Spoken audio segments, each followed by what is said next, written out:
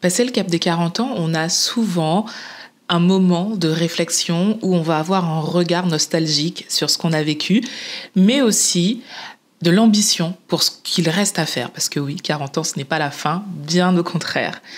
Et pour ça, il y a des outils. Il y a des outils qui peuvent réellement transformer notre vie, notre façon de penser. Et dans cette vidéo, c'est ce que je vais essayer de faire, te parler des 5 choses qui, selon moi, ont fait une véritable différence dans ma vie et qui m'ont amenée à être la femme que je suis aujourd'hui. Alors, ce sont des choses universelles, ce sont des choses que l'on peut appliquer à tout âge, mais c'est vrai que si on le sait très tôt, ça change la donne. Ce sont des choses à appliquer au quotidien. Ce ne sont pas des techniques farfelues. Ce sont des choses très simples, mais que des fois on a tendance à oublier. Et moi, je te les rappelle dans cette vidéo.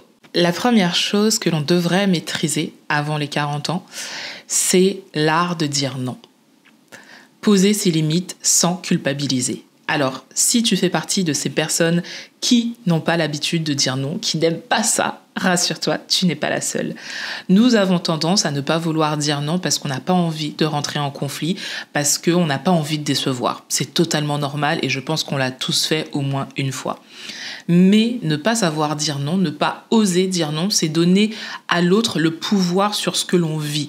C'est surtout subir une vie que l'on ne souhaite pas. Donc, pour moi, c'est vraiment l'une des priorités à devoir maîtriser, c'est savoir dire non. Selon une étude de Psychological Science, la difficulté à dire non est souvent liée à un désir d'acceptation sociale. Et pourtant, dire non a un véritable impact sur notre mental et sur notre physique. D'ailleurs, il a été prouvé que les gens qui réussissent à dire non sont beaucoup plus heureux. L'art de dire non repose sur la clarté de nos priorités. Alors bien sûr, il y a une façon de dire non. Mais avant de dire oui ou non, on pourrait peut-être se poser ces questions. Est-ce que ce que je m'apprête à faire va servir mes objectifs ou pas ? Est-ce que ce que je m'apprête à faire va m'épuiser ? Est-ce qu'au fond, j'en ai véritablement envie ? Et si la réponse est négative pour les deux, ne le faites pas et dites simplement non. Par exemple, vous pouvez dire « je ne peux pas m'engager pour ce que tu me demandes » ou « mon planning aujourd'hui ne me permet pas de faire cette chose ». Il y a tout un tas de formulations polies pour dire non, mais surtout, vous questionnez-vous avant. Est-ce que cela a un intérêt pour mes objectifs à moi ? Pour moi, apprendre à dire non, c'est se donner la permission de se choisir en priorité et surtout de respecter ce qui est important pour nous. La deuxième chose que l'on devrait maîtriser avant ses 40 ans, c'est le principe du first principle thinking ou comment penser comme un génie. Alors tu as sûrement déjà entendu parler de cette méthode de pensée qui est souvent liée à Elon Musk. Alors le first principle thinking, j'espère que vous comprenez ce que je dis en anglais, consiste à revenir aux principes fondamentaux d'un problème à résoudre en le déconstruisant. En fait, vous allez revenir à la base même du problème, mais avec une nouvelle vision pour justement enlever toutes les suppositions ou tout ce que vous avez déjà entendu sur ce problème et repartir d'une page blanche. Cette méthode qui trouve ses origines chez Aristote est aujourd'hui enseignée en sciences cognitives et c'est un outil de créativité et de résolution de problèmes. En fait, le principe d'application est assez simple. Quand on est face à un défi, à un problème, se demander pourquoi. Pourquoi et surtout, qu'est-ce qui est vrai dans tout ça ? Ça nous permet de repartir d'une page blanche, d'enlever tout ce que l'on avait comme préjugé, comme préacquis sur ce problème et de se dire, ok, dans ce problème, qu'est-ce que je sais, qu'est-ce qui est vrai, qu'est-ce qui est avéré et recommencer vraiment de la base. Et je trouve que c'est une façon de voir qui est hyper intéressante parce que dans le monde dans lequel nous vivons, où on est constamment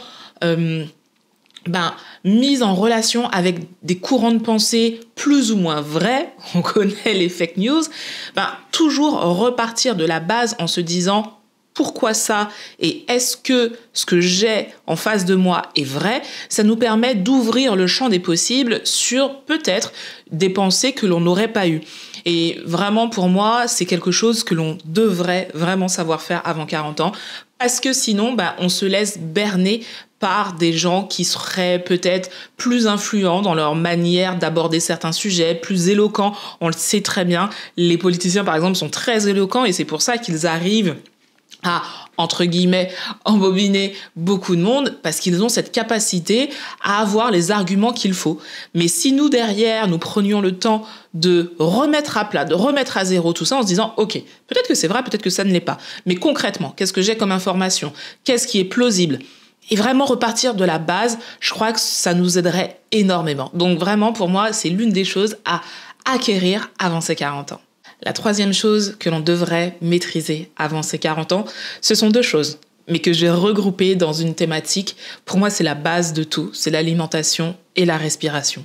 On le sait, l'alimentation et la respiration, c'est la base de tout. C'est comme les bases, les fondements d'une maison. Si elles ne sont pas solides, la maison s'écroule en fait. Mais en vrai, qui aujourd'hui peut se targuer de vraiment comprendre ce qu'il y a dans son assiette, comment agencer son assiette. Et surtout, est-ce que vous savez respirer? Cette question peut paraître bête parce que c'est quelque chose d'inné que l'on acquiert à la naissance, mais en vrai, quand on regarde de plus près, beaucoup de monde sur cette terre ne savent pas respirer. On va commencer par l'alimentation. Si on regarde les fameuses zones bleues, d'ailleurs je vous ai fait une vidéo là-dessus, je vous invite à aller la regarder où vraiment je rentre en détail sur ces zones où les gens vivent beaucoup plus longtemps. Vous avez Okinawa au Japon, vous avez la Sardaigne en Italie et bien d'autres endroits. On a remarqué que l'alimentation était vraiment l'une des bases vraiment fondamentales de la raison pour laquelle ils vivaient longtemps. Leur alimentation est basée sur des aliments entiers, non transformés et riches en nutriments. Et je pense que ça ne sert pas à grand-chose de revenir sur les bénéfices d'une alimentation équilibrée et saine. Je crois que vous en avez entendu parler, même si au fond on ne les applique pas, on le sait. Et donc c'est la base, c'est la base. Avoir avoir une alimentation diversifiée, variée, composée de fruits, de légumes, c'est ce qui nous permet de rester en vie et surtout en bonne santé. Concernant la respiration, je vais vous donner un exemple concret, c'est le mien. Avant de commencer le yoga, je pensais que je respirais bien. Et j'ai commencé le yoga et j'ai réalisé que je respirais mais très mal. Et en lisant beaucoup de livres, de sujets sur la question de la respiration, parce que ça a été vraiment une grande claque de réaliser qu'avant, j'étais plutôt en mode suffocation plutôt que respiration. Et l'un des livres aussi qui m'a bouleversée, et je vous en ai parlé dans une des vidéos, ma pause lecture avec Tia, non, c'est pas du tout ça le nom, mon coin lecture avec Tia, c'est le livre Respire, je me rappelle plus le nom de l'auteur, je vous le mettrai en barre d'informations, mais ce livre explique l'importance de la respiration, comment respirer, ce que ça engendre de mal respirer. Et là, on comprend tellement de choses. Et en fait, mal respirer, des fois, ça amène à des maladies qu'on n'imagine même pas. Et bien respirer, ça règle tellement de problèmes physiques et mentaux que je me dis que c'est l'une des premières choses qu'on devrait nous apprendre, à bien respirer. Mais tellement de personnes ne savent pas le faire et ne savent même pas qu'ils ne savent pas, parce que, encore une fois, c'est quelque chose d'inné, que l'on passe à côté toute sa vie et que l'on souffre de plein de maux sans avoir de réponse, en allant voir tout un tas de médecins, alors que des fois, la chose la plus simple à faire, c'est de commencer à bien respirer. Donc vraiment, renseignez-vous, lisez des livres sur comment bien respirer. Il y a beaucoup de méthodes, mais l'une des premières, c'est d'arrêter de respirer par la bouche, parce que ça ne sert pas à ça, mais de respirer par le nez. C'est la base de la base de la base. Respirer par le nez. Peut-être faites cet exercice et regardez dans une journée combien de fois vous prenez conscience que vous respirez par la bouche. C'est hallucinant. Le corps est bien fait et le nez sert à respirer. Donc la première chose à faire, c'est de respirer par le nez. Mais il y a tellement de choses à comprendre pour vraiment assimiler cette notion. Renseignez-vous, lisez des livres, regardez des documentaires. Mais vraiment, cette troisième chose essentielle à maîtriser, c'est l'alimentation et la respiration. La quatrième chose que l'on devrait maîtriser avant ses 40 ans, c'est l'art de la concentration, le deep work. Aujourd'hui, on est constamment bombardé d'informations, de notifications sur les réseaux sociaux, d'emails, d'appels, de collègues qui viennent vous parler alors que vous essayez de vous concentrer sur une tâche. Il y a quelques années de ça, Microsoft avait fait une étude qui avait montré qu'en l'an 2000, on avait une attention qui était aux alentours de 12 secondes et qu'on était passé en 2015 à 8 secondes. Et plus on avance dans le temps et plus ce nombre de secondes diminue. Je ne sais pas si vous réalisez, 8 secondes, c'est rien. Et aujourd'hui, c'est encore moins qu'en 2015 parce qu'il y a les réseaux sociaux et il y a ce besoin qu'on en parlait, comme on en parlait tout à l'heure, d'activer toujours notre cerveau dans ce qui lui fait du bien tout de suite.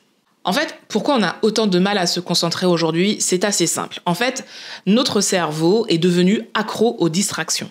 Et à chaque fois qu'on va, par exemple, recevoir une notification, on va envoyer un shot de dopamine à notre cerveau qui va lui faire énormément de bien. Et en fait, ce qui va se passer, c'est que cette gratification, je vais y arriver, instantanée, nous pousse à la rechercher tout le temps, encore et encore, parce que ça fait du bien. On est OK avec l'idée que quand quelque chose nous fait du bien, on le recherche encore. C'est exactement ce qui se passe avec les distractions. Ça nous fait du bien, donc on en redemande. Le problème de ce manque de concentration, c'est pas uniquement un problème lié à la productivité. Il y a aussi un problème mental parce que notre cerveau n'est jamais véritablement au repos. Et c'est ce qu'on appelle la fatigue cognitive. C'est cette sensation de stress permanent, cette sensation qu'on est toujours en alerte parce que quelque chose va arriver. Et le problème de cette fatigue cognitive, c'est qu'on est dans l'incapacité d'accomplir une tâche entièrement parce qu'on est tout le temps sollicité et que finalement, au fond, on n'arrive pas vraiment à finir ce qu'on l'entame parce qu'on est toujours occupé à droite, à gauche.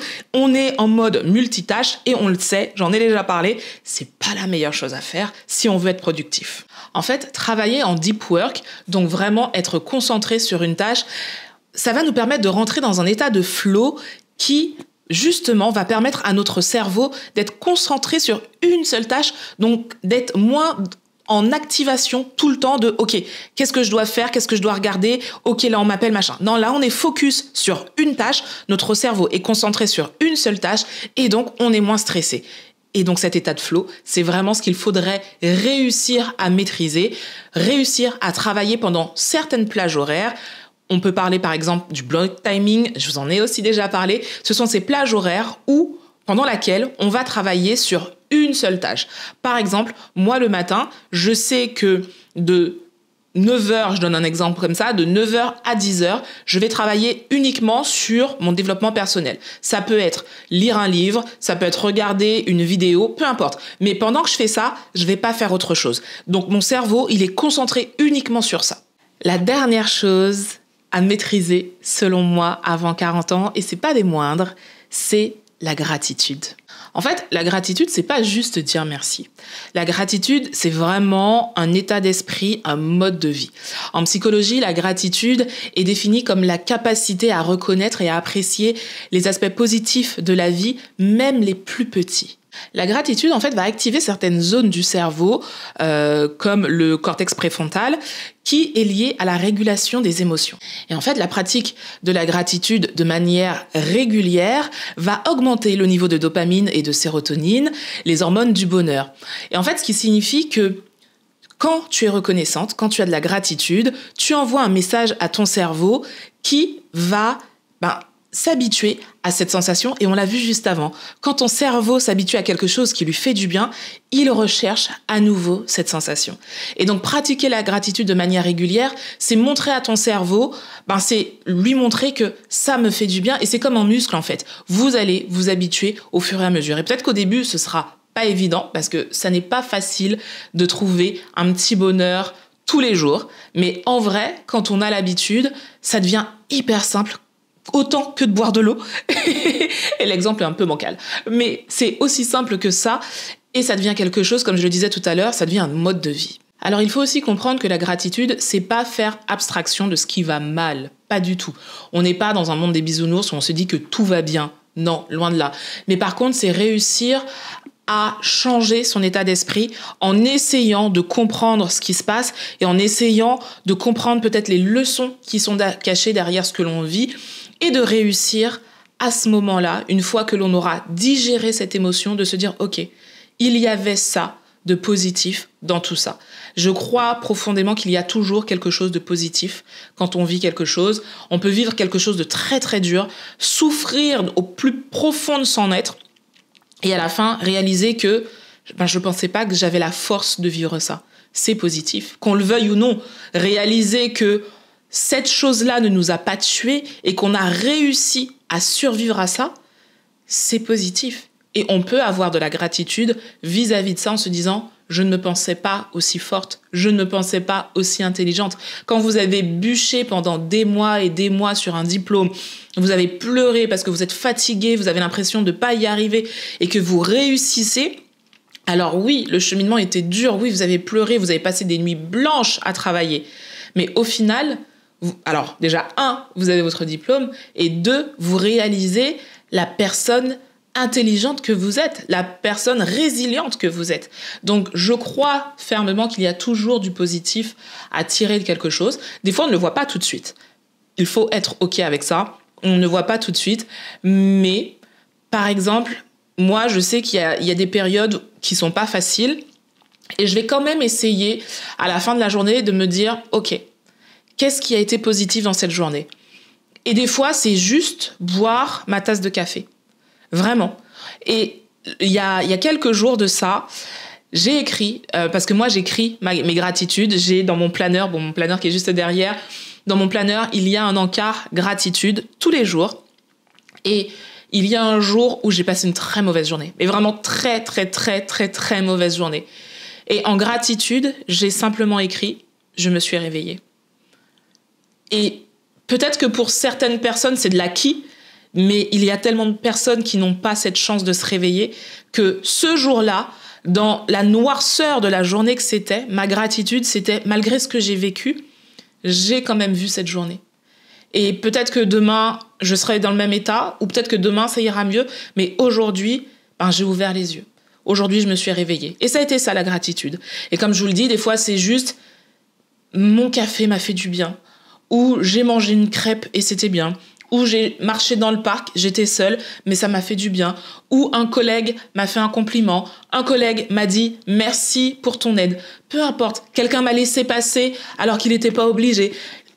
Des toutes petites choses que des fois on ne voit pas. Le parfum, j'ai senti un parfum et ça m'a émue. J'ai regardé une série et l'épisode était chouette. Ces petites choses, quand on les additionne, on réalise très souvent que oui, la vie est pas facile, mais peut-être qu'elle n'est pas aussi merdique qu'on le pense. Comme vous avez pu le voir, ce sont des outils, entre guillemets, qui sont universels. Ce sont pas des effets de mode, à mon sens en tout cas. Et je me dis que quand on maîtrise ces 5 aspects-là, ça nous sert toute notre vie. Ça nous sert toute notre vie et c'est pour ça que j'avais envie de faire cette vidéo parce que je me dis que voilà, des fois, il nous manque peut-être des petites astuces pour aller plus loin, pour aller mieux. Et j'espère que ces 5 tips vous aideront. Dites-moi si vous en avez d'autres, si vous considérez qu'il y a d'autres choses à devoir maîtriser, des choses universelles que tout le monde pourrait appliquer. Dites-le moi en commentaire, je serais curieuse de le savoir. Dites-moi si vous appliquez déjà des choses parmi les 5 que j'ai citées dans cette vidéo. J'aimerais beaucoup le savoir. Sur ce, cette vidéo se termine maintenant. Merci d'être là chaque semaine. Prenez soin de vous, prenez soin des gens que vous aimez et je vous dis à très vite.